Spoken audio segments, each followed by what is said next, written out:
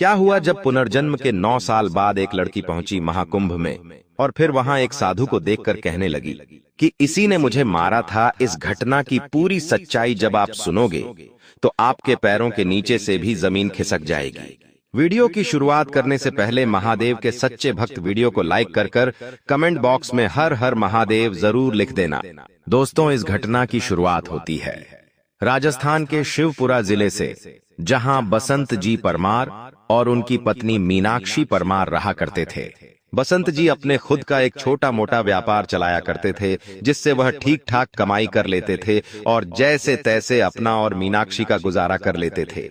एक दिन बसंत जी को खुशखबरी मिलती है कि मीनाक्षी गर्भवती है। खुशखबरी सुनते ही बसंत की खुशी से नाचने लगते हैं और फिर वह पूरे 9 महीना तक मीनाक्षी का बहुत अच्छे से ख्याल रखते हैं। मीनाक्षी की कोख से 9 महीने बाद एक बहुत ही सुंदर बच्ची का जन्म होता है। बसंत जी और मीनाक्षी जी अपनी बेटी से बहुत प्यार करते थे।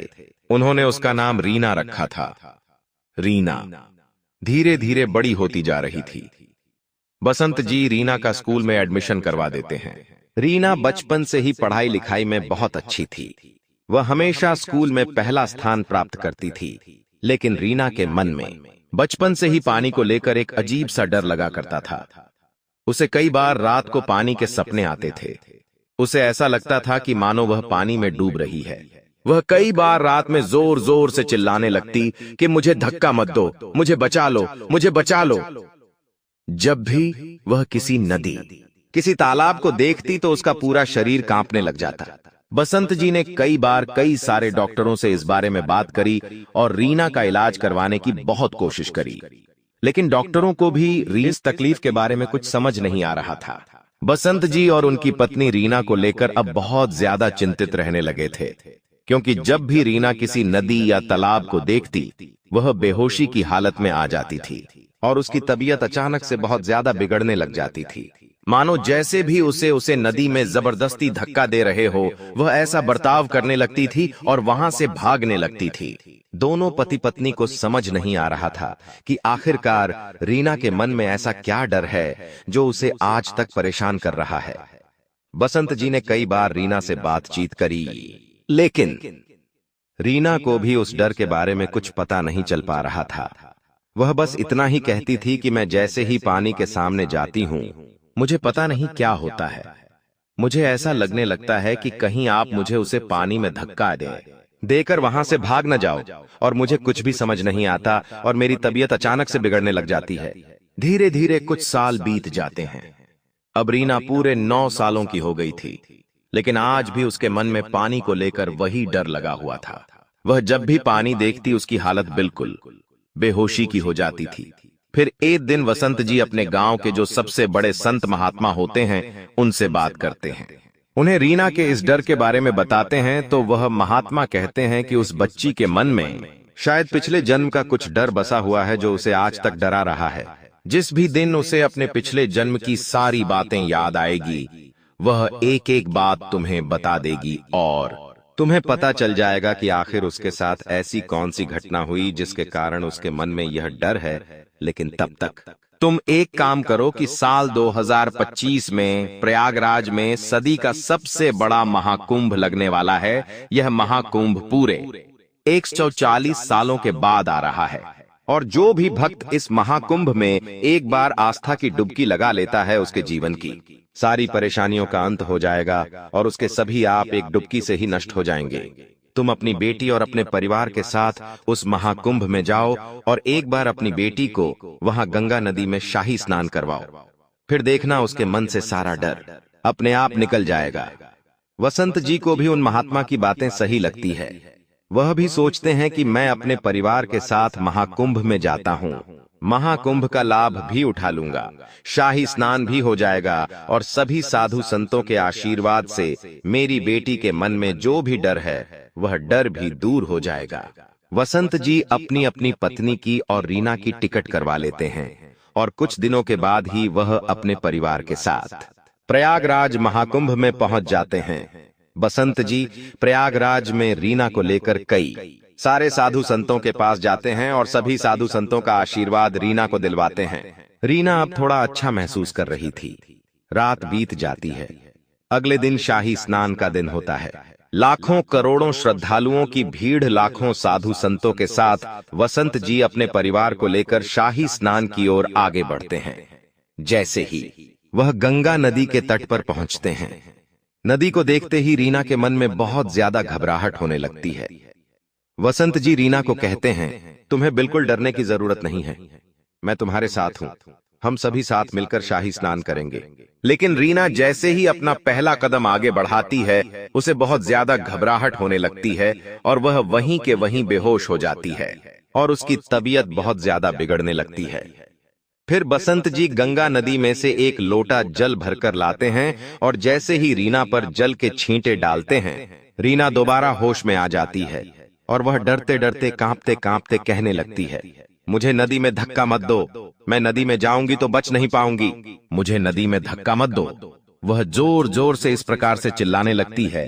तभी वहां पास में एक बहुत ही सिद्ध चमत्कारिक साधु महात्मा खड़े होते हैं।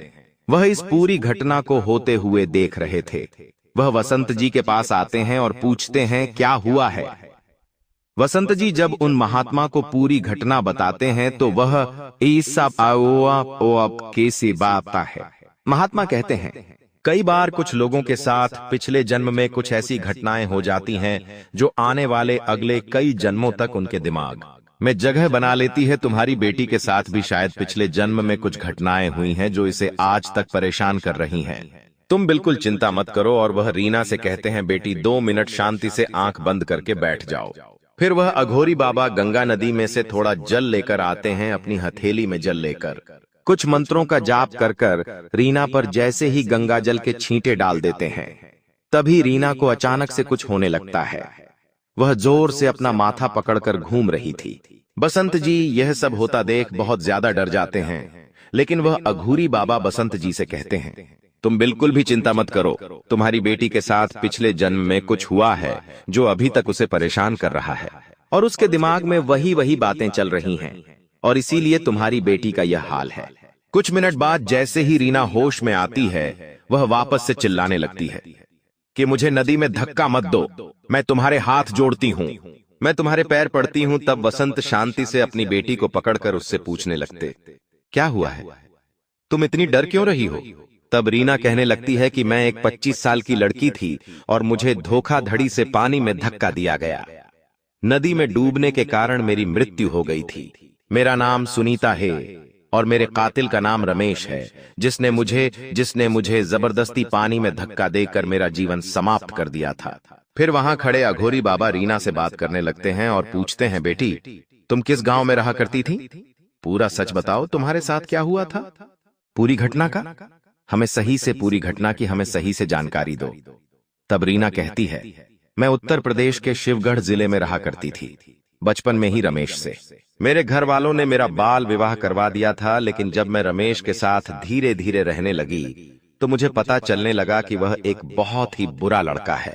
वो बहुत ज्यादा नशा करता है और वो बहुत ज्यादा जुआ खेलता है। रमेश ने धीरे धीरे जुए में हमारी सारी जमा पूंजी समाप्त कर दी थी। हमारा घर भी बिक चुका था, हमारे पास रहने को घर भी नहीं था। हम किराए के मकान में रहा करते थे। रमेश आए दिन मुझसे बहुत ज्यादा लड़ाई झगड़े करता था, लेकिन फिर भी मैं जैसे तैसे रमेश का साथ निभा रही थी। एक दिन रमेश रात को नशे में घर आता है और मुझसे कहता है कि तुम अपनी शादी के सारे गहने मुझे दे दो। मैं जुए में पैसा हार गया हूं, लेकिन मैंने वह गहने देने से मना कर दिया। उस बात पर हमारा बहुत बड़ा झगड़ा हुआ और फिर अगले दिन सुबह के समय रमेश मुझे गांव की नदी के किनारे पर घुमाने के लिए लेकर जाता है। हम दोनों वहीं नदी किनारे घूम रहे थे। तभी मौका देखते ही रमेश अचानक से मुझे नदी में धक्का दे देता है। मुझे तैरना नहीं आता था और फिर मैं उस नदी के प्रवाह में बह जाती हूँ। रीना जैसे ही यह सच बोलकर अपनी आंखें खोलती है तो बसंत जी और वह अघोरी बाबा एक दूसरे को देखने लगते हैं।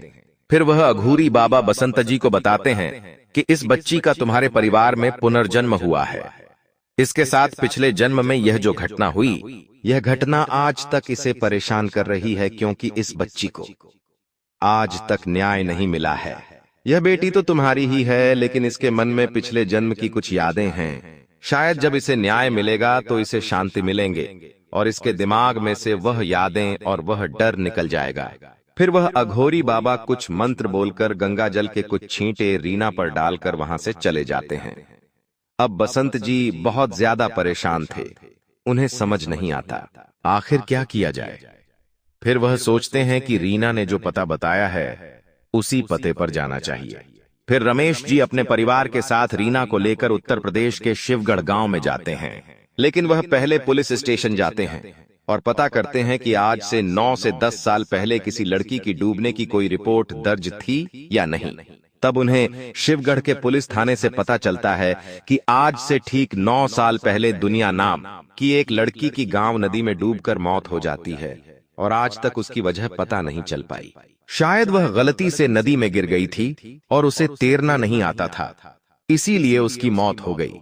लेकिन वसंत जी पुलिस वालों को पूरी घटना के बारे में बताते हैं। पहले तो पुलिस वाले वसंत जी की बातों पर विश्वास नहीं करते, लेकिन फिर वसंत जी पूरी घटना को विस्तार में सही से समझाते हैं और रमेश का नाम बताते हैं कि किस प्रकार से रमेश जुए में पैसे हार गया था और किस प्रकार से उसने इस घटना को अंजाम दिया। तब पुलिस वालों को बसंत जी की बातों पर विश्वास होता है और वो रीना को लेकर उसी घर में जाते हैं जहां वो पहले रहा करती थी। रीना जैसे ही उस घर में पहुंचती है वह डरने लगती है, लेकिन उसे उस घर का पूरा रास्ता पता था। उसे उस घर के एक एक कमरे के बारे में पता था। पुलिस जैसे ही घर का दरवाजा खोलती है, सामने रमेश नशे की हालत में सोया होता है और सामने ही दीवार पर सुनीता की तस्वीर लग रही होती है, जिस पर उसकी मृत्यु की दिनांक 9 साल पहले की लिखी होती है। रीना जैसे ही उस तस्वीर को देखती है वह चिल्लाने लगती है, यह मैं हूं और इसी ने मुझे नदी में धक्का दिया था। पुलिस रमेश को वहीं के वहीं गिरफ्तार कर लेती है। रमेश कहने लगता है, यह झूठ है, यह लड़की झूठ बोल रही है। लेकिन पुलिस रमेश को लेकर पुलिस थाने आती है और रमेश का रिमांड लेती है। जब रमेश पुलिस की हिरासत में होता है और रमेश का रिमांड शुरू होता है तो रमेश कुछ ही मिनटों में सच्चाई बता देता है और कहता है कि हाँ, यह 9 साल की लड़की सच क्या रही है। मैं बहुत ज्यादा कर्ज में डूब गया था, अपना घर खेत सब कुछ बेच चुका था और मैंने अपनी पत्नी से उसकी गहने मांगे थे क्योंकि मुझे कर्ज चुकाना था। लेकिन उसने जब गहने देने से मना कर दिया तो मैंने यह योजना बनाई कि मैं उसे नदी में धक्का दे दूंगा और फिर मैं अगले दिन उसे गांव की नदी के वहां घूमने ले गया और मैं उसे गांव की नदी में धक्का दे दिया। वह नदी के प्रभाव में काफी आगे बह गई थी। फिर मैं घर आया और तिजोरी से उसके सारे गहने चुराकर जुए में वह गहने हार गया। पुलिस जैसे ही यह सच सुनती है वह रमेश के खिलाफ केस दर्ज कर देती है और फिर कानून रमेश को उम्र कैद की सजा सुना देता है। रीना को जैसे ही यह खबर पता चलती है अब उसके बहुत खुश थी क्योंकि उसे न्याय मिल चुका था। वह वापस गांव की उसी नदी पर जाती है जहां रमेश ने उसे पिछले जन्म में धक्का दिया था और उस नदी को झुककर प्रणाम करती है। अब रीना के मन से धीरे धीरे पानी का डर जाने लगा था। वह धीरे धीरे अब नदी में भी स्नान करना प्रारंभ कर देती है। जब बसंत जी देखते हैं कि रीना के मन से पूरी तरीके से पानी का डर अब निकल चुका है तो उन्हें बहुत खुशी होती है। वह अपनी बेटी को खुश देखकर बहुत खुश हो गए थे। दोस्तों, इस घटना को सुनकर आपको क्या लगता है? क्या पुनर्जन्म की इस प्रकार की घटनाएं आज भी हो सकती हैं? आप अपनी राय नीचे कमेंट बॉक्स में हमें जरूर दें। वीडियो अच्छा लगा हो तो वीडियो को लाइक जरूर करें। उसी के साथ यदि आप आगे भी ऐसी ही और चमत्कारिक वीडियो प्राप्त करना चाहते हैं तो आप हमारे चैनल को सब्सक्राइब जरूर कर लेना। अभी के लिए आप सभी को हर हर महादेव।